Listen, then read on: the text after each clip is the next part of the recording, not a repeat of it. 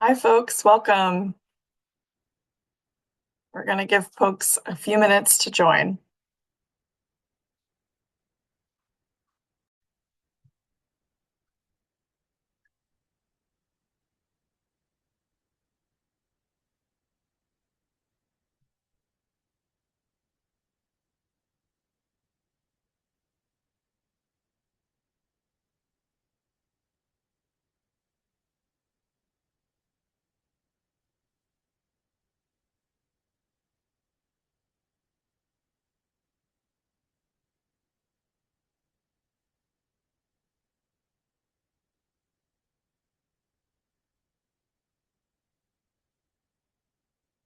Hi, everyone. Welcome.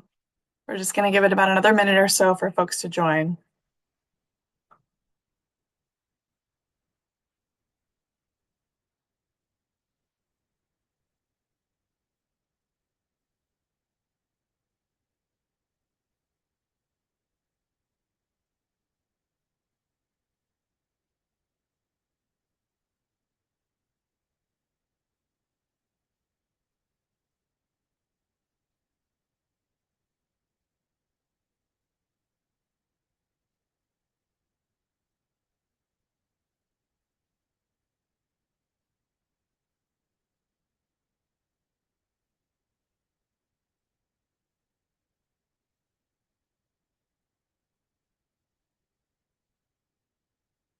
Hi, folks. We'll just give it about 30 more seconds and then we're going to get started.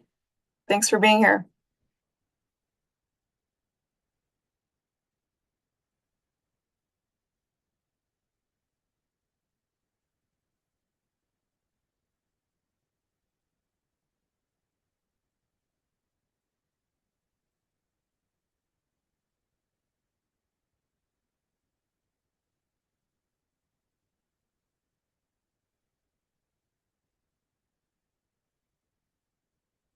All right. I think we have consistent numbers. So let's go ahead and get started. I'm Isabella. I am the project manager of the Caring Force. Thank you so much for being here today and for RSVPing for our 14th annual State House rally coming up this Wednesday on May 13th. Super excited to come back to the State House this year. So we're going to go through all sorts of logistics, but just to kick it off, to give a brief background, if you're new to the Caring Force, who are we? We're a grassroots advocacy initiative of the Providers Council. So we empower supporters of the human services sector to drive meaningful change here in Massachusetts. Our mission is to create a stronger Massachusetts, one that protects our most vulnerable neighbors while ensuring that human service workers receive the pay, recognition, and respect that they deserve. So again, thank you so much for being with us. It's so important to advocate. And this is going to be our webinar overview today. We're going to do an overview of the program on Wednesday, talk about some logistics. I'll go over how to meet with your legislator, some tips and tricks, and also how to find them, resources for you as well. And then finally, if you have any questions, please feel free to save them until the end. And if you don't want to forget one of your questions, throw it in the chat and we'll keep track of it there. So just to start off, why are we rallying? Why do we host this rally every single year? It's because we have strength in numbers. Every single year, we get more people at the State House, which means more pressure on legislators to pass our priorities and to make them an important part of the budget.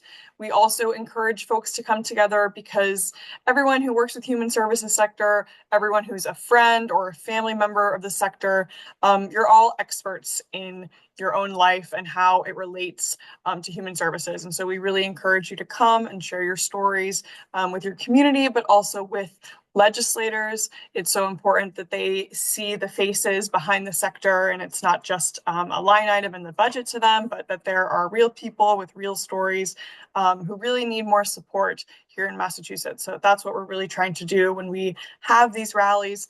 When we come to the State House, it's a sea of gold with all of our yellow, and it's an important marker for legislators to pay attention to us and remember who we are.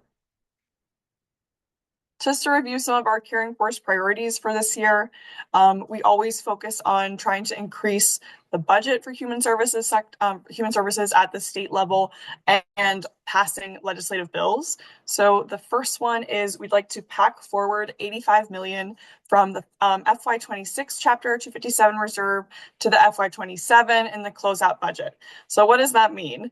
It means that in every January, this year, Governor Maura Healey, she releases a budget.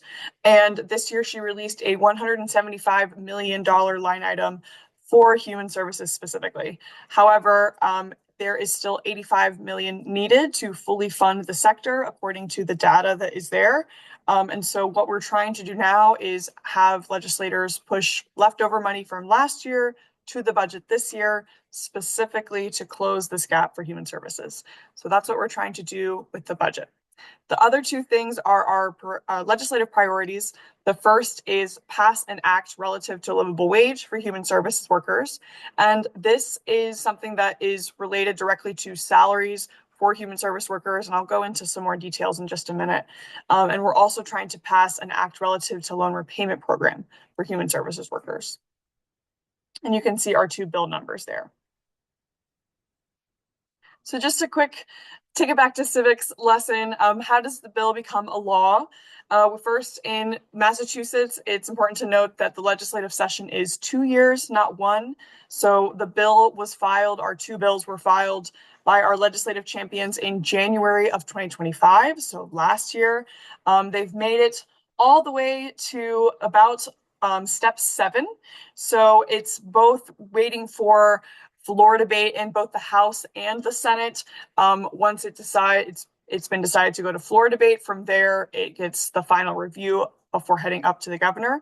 This is the most difficult stage to get bills out of, is to get them to the floor to be debated. So it's really important that we stay strong with our advocacy here at the end, sort of towards the end of our legislative session for this session. Just to give a quick recap again on the budget timeline that I mentioned earlier, like I mentioned, the governor typically releases the budget in January. Her state agencies and executive offices give suggestions, recommendations for the budgets that they need ahead of that time. Then the House will go through and make their edits, followed by the Senate. So we're currently in the Senate phase of the budget. From there, it'll be debated in more conference committees, smaller committees that are going to go over some of the details, and then finally back to the governor to be signed. So now getting into some of our logistics for the day. The address, if you don't know it, is the Massachusetts State House. It's 24 Beacon Street in Boston. It's in the Beacon Hill neighborhood. There are two entrances to the State House. The first is the General Hooker on Beacon Street entrance, and the second is Ashburton on Bowdoin Street. The Ashburton one is the accessible entrance. And then finally, just note that there will be security there, just so very similar to if you were going to an airport, nothing too sharp, too large, anything like that. But it is also good to note that you don't have to show your ID or anything. So just make sure that you're light with your items that day. Now for parking. I know this is always a struggle for the State House. It's a struggle when you get into downtown Boston. So please feel free to take an image of this with your phone just to keep track of the list of places that you might be able to park. I will say that the Boston Common Garage is the closest to the State House. However, it's also the one that fills up the fastest. And so I would just keep that in mind, depending on what time you're planning on arriving at the State House. We recommend that you are there by 10 o'clock, just to make sure that you have time to get through security ahead of the program, ahead of the speaking portion. But I would honestly recommend getting there even earlier, because once the crowds start to come and start to go through security, it takes a lot longer to get through, and it also takes a lot longer to find parking. So the State House opens at 9 a.m. You can't get in there any earlier than that. But after 9 o'clock, starting from there to 9:30, you can start coming in, settling into the State House, finding parking, all those things.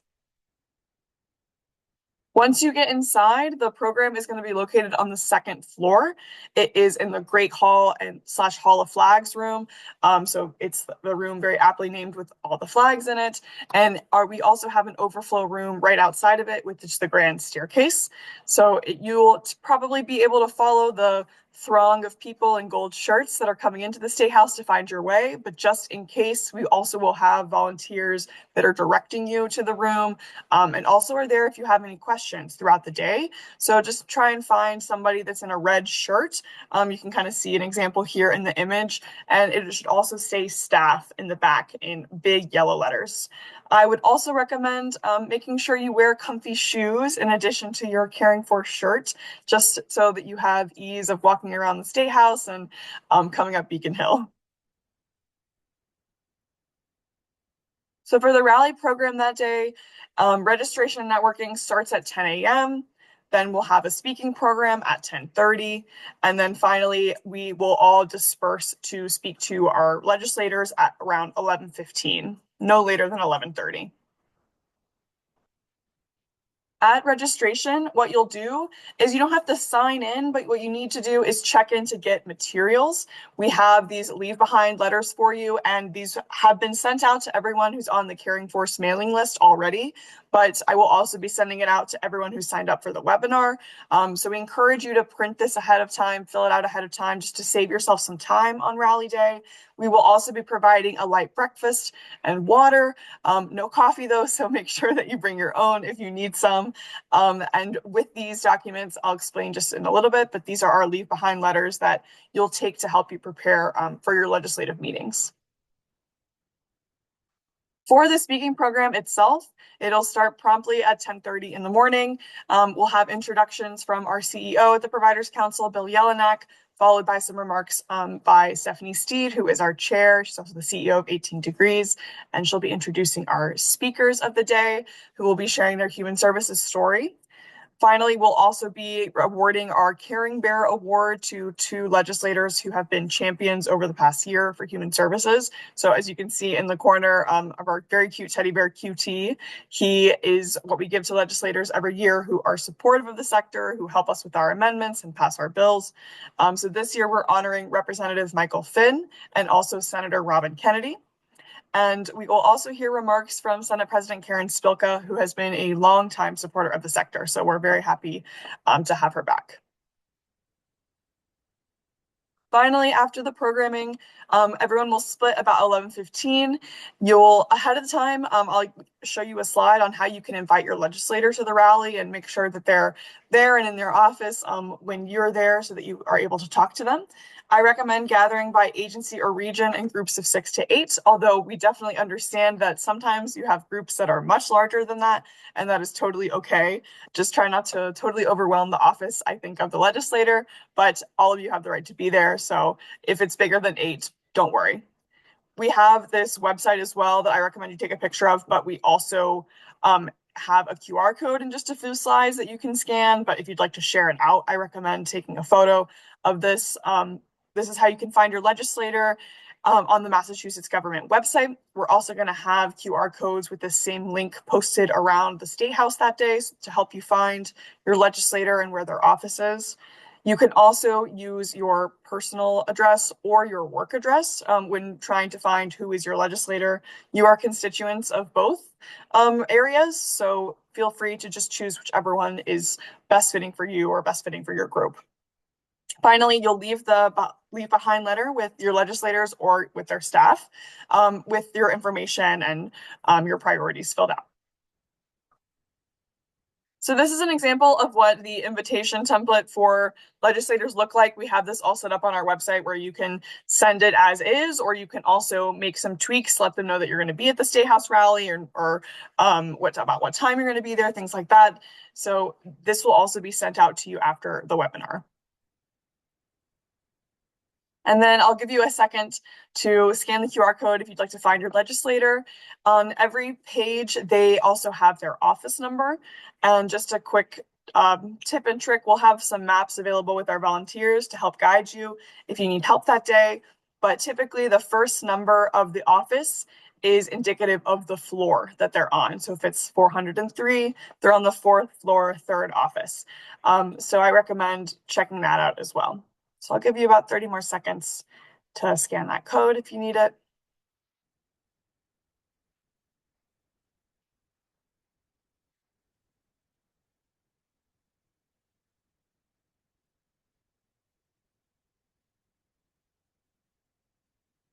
And then finally, some tips for meeting with your legislators.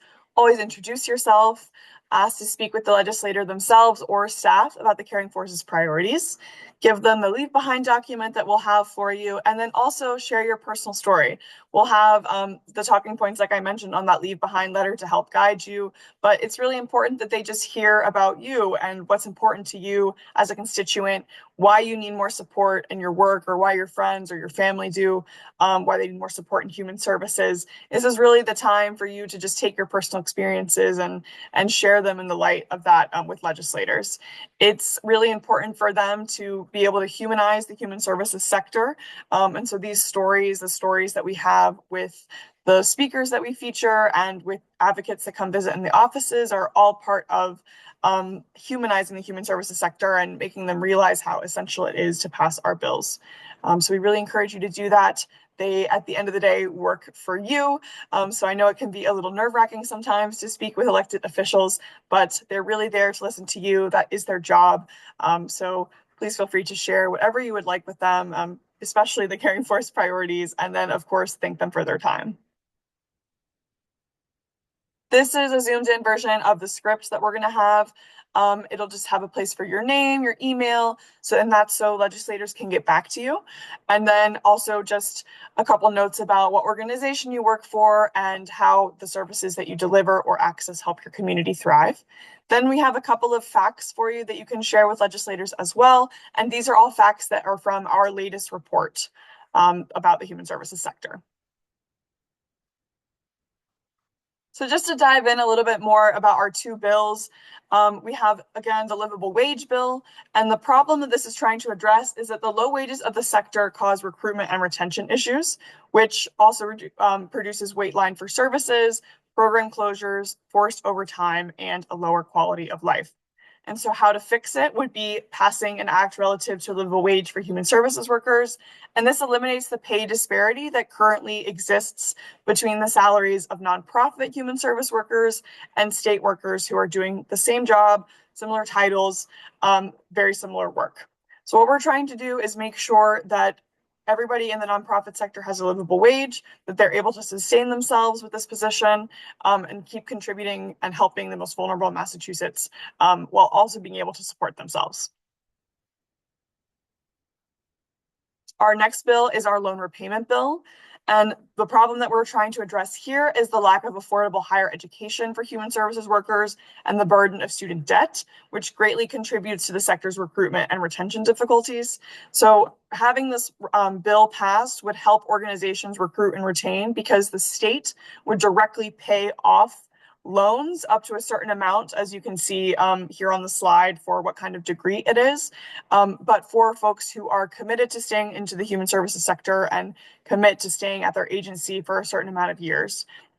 This is something that really came out of a couple of years ago. We were able to secure a one-time funding with human services for loan repayment. And we got about $16.5 million from the state. However, the requested amount for the amount of people who applied, the total amount that they were hoping to get support with was 3 times the amount that the state was able to provide. So it showed that there is a huge need for this, and that this sector really needs support with furthering their education or paying off student loans. And so we're really trying to address that with this bill.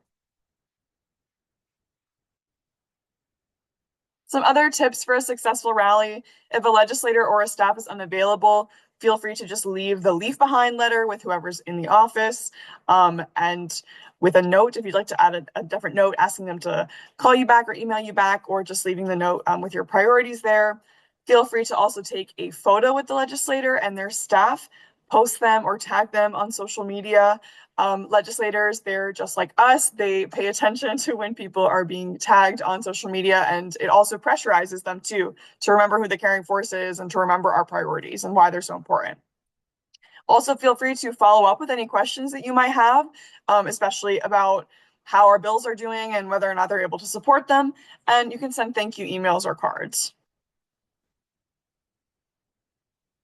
For social media, please tag the Caring Force. We would love to see all of your photos on social media. We are on Facebook, LinkedIn, Instagram, and X.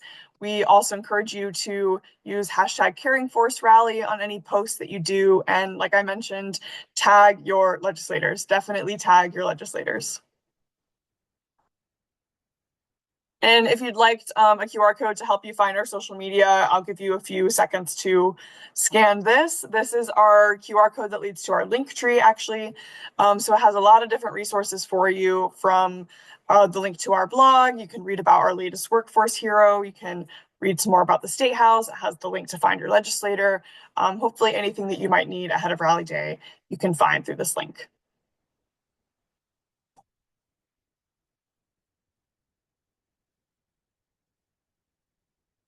And then finally, does anyone have any questions?